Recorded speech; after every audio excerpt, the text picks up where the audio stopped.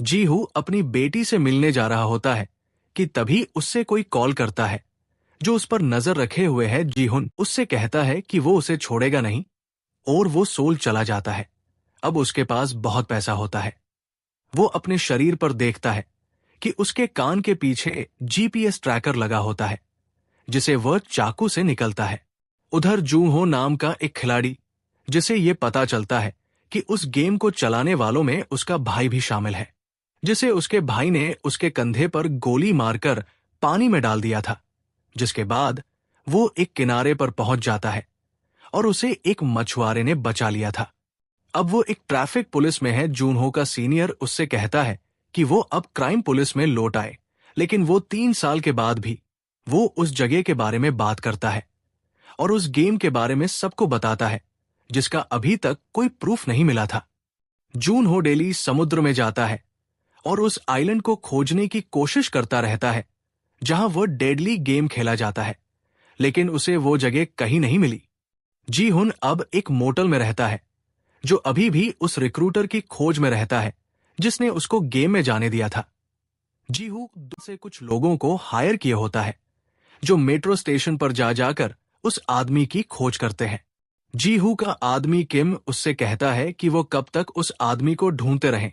जबकि वो मिल ही नहीं रहा तो जीहुन उसे पैसों से भरा एक बैग देता है और कहता है कि वो और लड़कों को बुला लाए, लेकिन उन्हें वो ढूंढना ही होगा। किम वो स्योक के साथ कुछ लड़कों को लगा देता है उस रिक्रूटर को ढूंढने और जीहुन को अपनी सेल्फी भी भेजते हैं।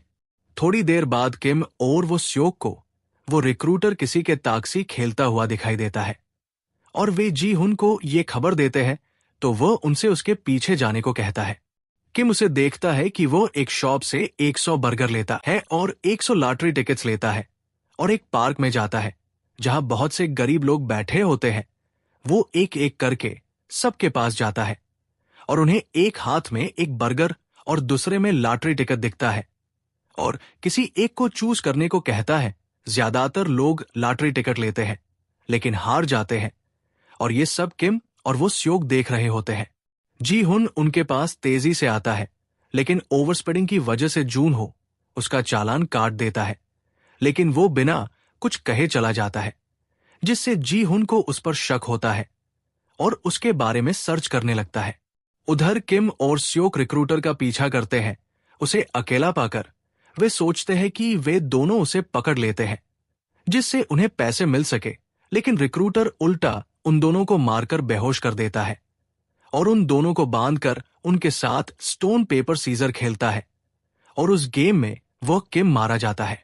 जिसके बाद रिक्रूटर खुद जीहुन के पास जाता है जिसे वह अपनी कहानी बताता है, कैसे उसने इस काम को करना शुरू किया। तो जीहुन उससे कहता है वो सिर्फ एक पालतू कुत्ता ही है जो अपने मालिक की बात सुनता है और गरीब लोगों से उनकी लाचारी का फायदा उठाता है। रिक्रूटर उससे पूछता है एक गेम खेलने के लिए जिसमें गन में एक गोली डालकर बारी बारी से गोली चलाने को कहता है और वो कहता है उस गेम के मालिक का पता उसकी जेब में है और वे गेम स्टार्ट करते हैं, लेकिन उस गेम में वो खुद ही हार जाता है और मर जाता है।